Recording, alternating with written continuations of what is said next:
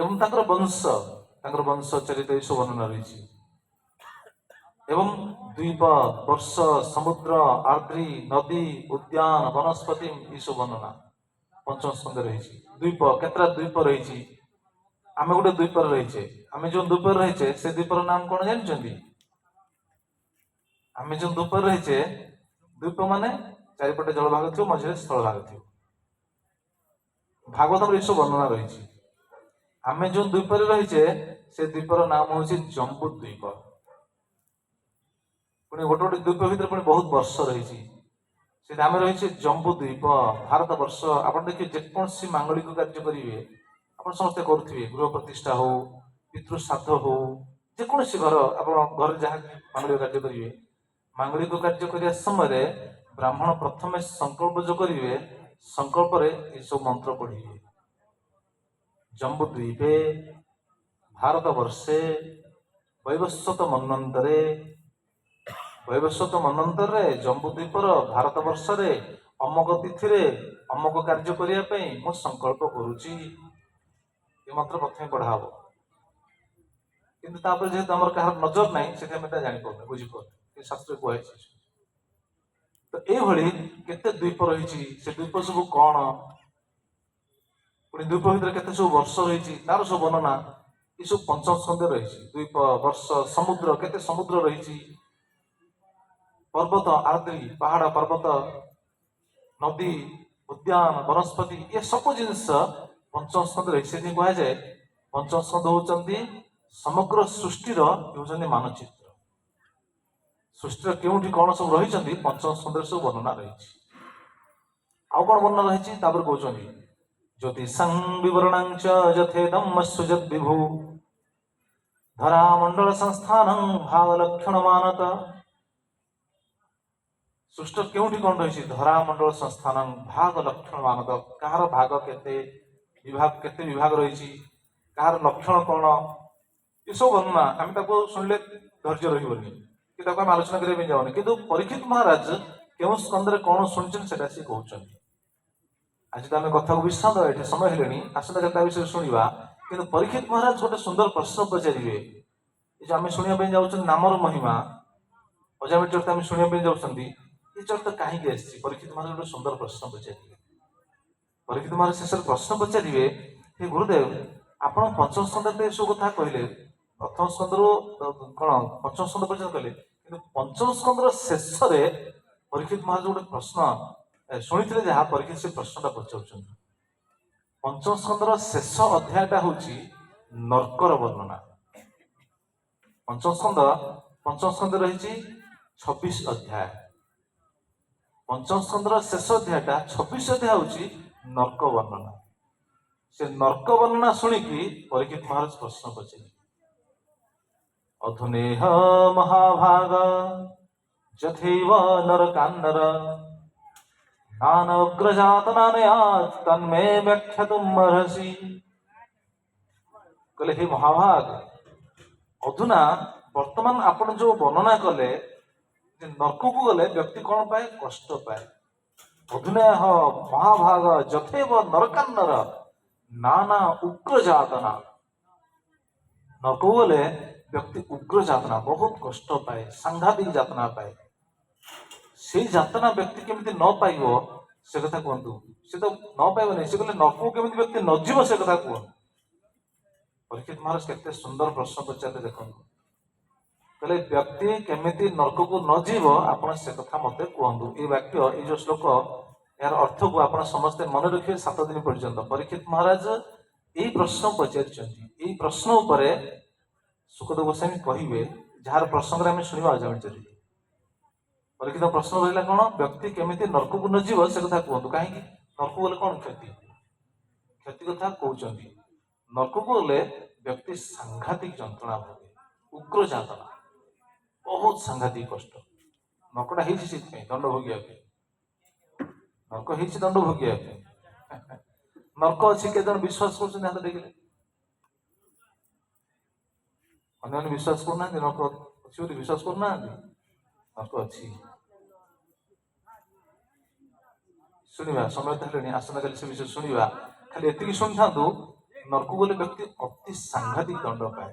ନର୍କ ଅଛି, କେହି ତାକୁ କାଟି ପାରିବେନି। ମୁଁ ସେ ବିଷୟ ଆସନ୍ତାକାଲି କଥା ଆରମ୍ଭରୁ ଶୁଣେଇବି। ପୁରା ପୁରା ପ୍ରମାଣ ଦେଇକି କହିବି ଲକ୍ଷଣ କଣ ନର୍କ ଅଛନ୍ତି। ଯିଏ ସେଭଳି ଭୁଲ କାମ କରିବେ, ଯେ ଅଧର୍ମ ଲକ୍ଷଣ ଯାହା ସବୁ ରହିଛି, ସେ କାର୍ଯ୍ୟ ଯିଏ କରିବେ ସେ ନର୍କକୁ ଯିବେ। କେହି କେହି ଯୁକ୍ତି କରିପାରିବେ ନର୍କ ନାହିଁ ବୋଲି କେହି କହିପାରିବେନି, ଅଛି। କେମିତି ଅଛି ମୁଁ ଆସନ୍ତାକାଲି ତାକୁ ବୁଝେଇବି। ତେବେ ଯିଏ ଯାଆନ୍ତି ସାଂଘାତିକ ଦଣ୍ଡ ପାଆନ୍ତି। କେମିତି ସାଂଘାତିକ ଦଣ୍ଡ ପାଆନ୍ତି କହୁଛନ୍ତି ଉଗ୍ର ଯାତନା। ଯେମିତି ଆପଣ ସମସ୍ତେ ଏଠି ଜାଣିଛନ୍ତି, ଇଞ୍ଜେକ୍ସନ ନେଲେ ଛୁଞ୍ଚିଟା ଯେତେବେଳେ ଆମ ଦେହକୁ ପ୍ରବେଶ କରେ କେମିତିଆ କଷ୍ଟ ହୁଏ ସମସ୍ତେ ଜାଣିଛନ୍ତି, ସମସ୍ତଙ୍କର ଅନୁଭବ ଅଛି ନା ନାହିଁ? ତ ଛୁଞ୍ଚିଟେ ଶରୀର ଭିତରେ ପ୍ରବେଶ କଲେ ଯେତିକି କଷ୍ଟ ହଉଛି ସେଟା ଆମେ ଜାଣିଛେ। ନର୍କରେ ଯଦି ଗୋଟେ ଛୁଞ୍ଚି ପଶେଇ ଦିଆଯିବ, ମାନେ ସତେ ଯଦି କଣ ଗୋଟେ ତ୍ରିଶୂଳ ପଶି ଯାଉଛି, ବଜ୍ର ପଶି ଯାଉଛି, ସେଭଳି ଉଗ୍ର ଯାତନା। ଚାପୁଡା ଚାପୁଡା ମାଡ, ଚାପୁଡା ସମସ୍ତେ ଖାଇଛନ୍ତି, କିଏ ନ ଖାଇଛି କହିଲେ ତା ଜୀବନରେ? ସମସ୍ତେ ଖାଇଛନ୍ତି।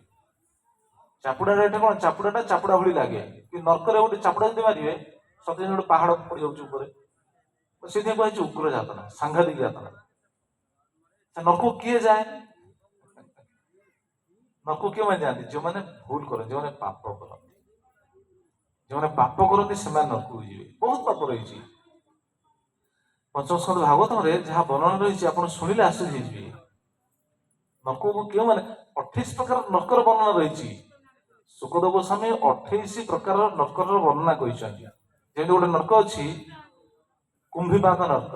କୁମ୍ଭୀବାଗ ନର୍କକୁ କିଏ ଯାଆନ୍ତି ଜାଣିଛନ୍ତି? କୁମ୍ଭୀବାଗ ନର୍କ ଗୋଟେ ନର୍କ ରହିଛି। ସେ ନର୍କକୁ ଯାଆନ୍ତି ଯେଉଁମାନେ ଏଇଠି ଅଲଗା ଜୀବକୁ ମାରିକି ଭୋଜନ କରନ୍ତି, ଯେଉଁମାନେ ଆମିଷ ଭୋଜନ କରନ୍ତି, ସେମାନେ ଯାଆନ୍ତି କୁମ୍ଭୀବାଗ ନର୍କକୁ। ଲେଖା ହେଇଛି ଯମଦୂତେ ତପ୍ତ ତୈଳେ କୁମ୍ଭୀବାକେ ଉପରନ୍ଧୟନ୍ତି। କୁମ୍ଭୀବାଗ ନର୍କରେ ଯମଦୂତ ମାନେ ତତଲା ତେଲରେ ତାକୁ ପକେଇ ଛାଣିବେ। ଭାଗବତ ଲେଖା ହେଇଛି। କାଲି ତ ଏ ବିଷୟରେ ବିଶେଷ ଶୁଣିବେ। କେହି ଯୁକ୍ତି କରିପାରିବେ ନାହିଁ ବୋଲି କେହି କହିପାରିବେନି, ଅଛି। ଗୋଟେ ନର୍କ ଅଛି ଅୟପାନ ନର୍କ। ଅୟପାନ ନର୍କ କଣ ଜାଣିଛନ୍ତି? ଯେଉଁମାନେ ସବୁ ନିଶା ସେବନ କରନ୍ତି। ନିଶା ସେବନ କରନ୍ତି ନର୍କକୁ ଗଲେ ସେଠି କଣ କରିବେ, ଯମଦୂତ ମାନେ ତାର ମୁହଁକୁ ଜବରଦସ୍ତ ଖୋଲିକି, ପାଟିକୁ ଜବରଦସ୍ତ ଖୋଲିକି ତତଲା ତରଳ ଲୁହାକୁ ତରଳା ହେଇଥିବ, ତତଲା ତରଳ ଲୁହାକୁ ତା ମୁହଁରେ ଢାଳିବେ। ଯିଏ ନିଶା ସେବନ କରୁଛନ୍ତି, ଯିଏ ଶୁଣିବ ସବୁ ନା ଗୁଡା କୋଉଠି ଅଛି, ଖାଲି କଣ ଭୟ ଦେଖିବା ପାଇଁ କୁହାଉଛି, ସେଟା ଆସନ୍ତାକାଲି ଶୁଣିବା। ଭୟ ଦେଖିବା ପାଇଁ କୁହାଉଛି କି କଣ, ପୁରା ପ୍ରମାଣ ସହିତ ଶୁଣିବେ। ସମସ୍ତେ ବିଶ୍ୱାସ, କେହି ଅବିଶ୍ୱାସ କରିପାରିବେନି। ଏଇ ପ୍ରସଙ୍ଗ ଯୋଉଠି ଯୋଉଠି ହେଇଛି, ଭାଗବତ କଥା ଯୋଉଠି ଯୋଉଠି ମୁଁ କୀର୍ତ୍ତନ କରିଛି, ଆପଣ ଶୁଣିଲେ ତ ମାନେ ଯୋଉଠି ଯୋଉଠି ଶୁଣୁଛନ୍ତି ପ୍ରଥମେ ଭାବୁଛନ୍ତି ନା ଏଟା ବିଶ୍ୱାସ ହଉନି, କିନ୍ତୁ ତାପରେ ଶୁଣିଲା ପରେ ସେମାନେ ବିଶ୍ୱାସ ହଁ ଅଛି।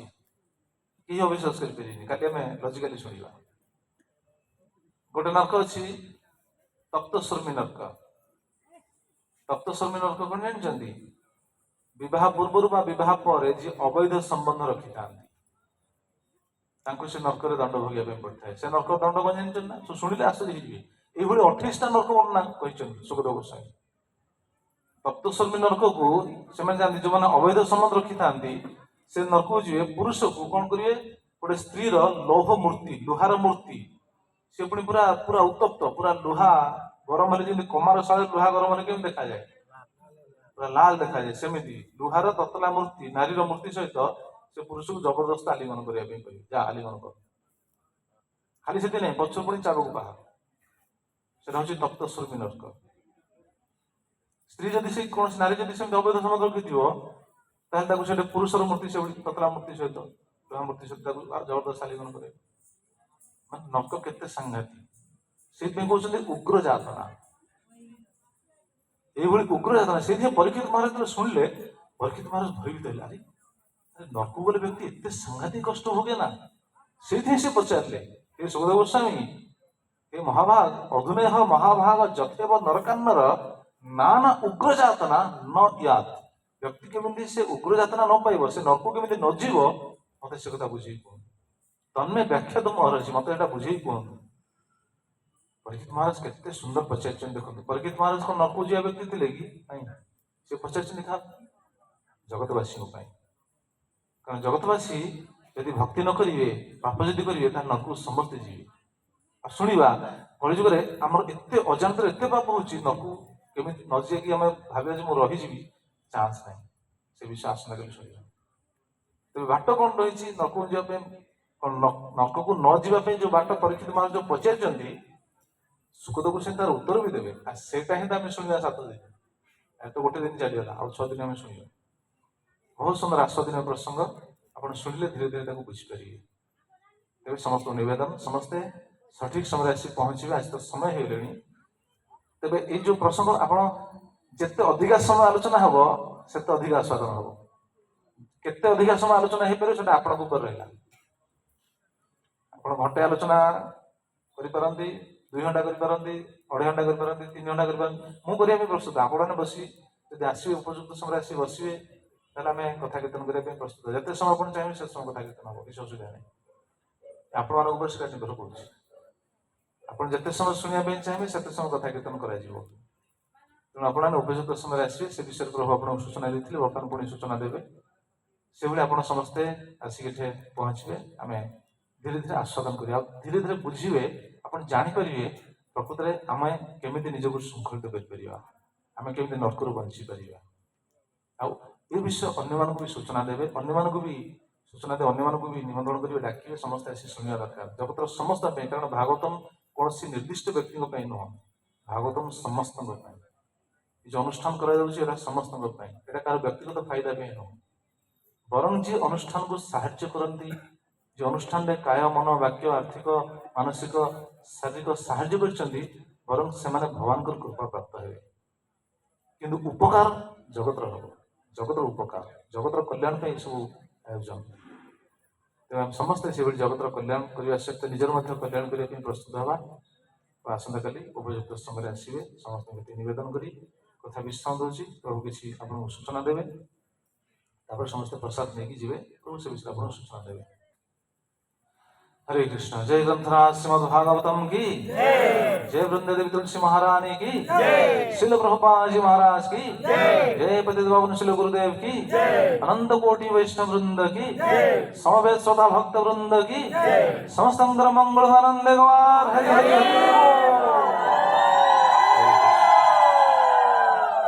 जय जगन्नाथ स्वामी की जय। बलदेव भगवान की जय। सुभद्रा महारानी की जय। भागवत कथा महामहोत्सव की जय। आज प्रथम दिन में आम समस्त को आज श्रीमद भागवत कथा उत्सव उपलक्षे मुख्यतः भाव में आमर नूतन भाव गठित होती इस्कन भुवनेश्वर तरफ तथा इस्कन रायगढ़ तरफ गोटे ब्रांच खोला है। आमर आप जानते ये जनवाई फास्ट टाइम भागवत सप्ताह कराला मुनिगुड़ा नाम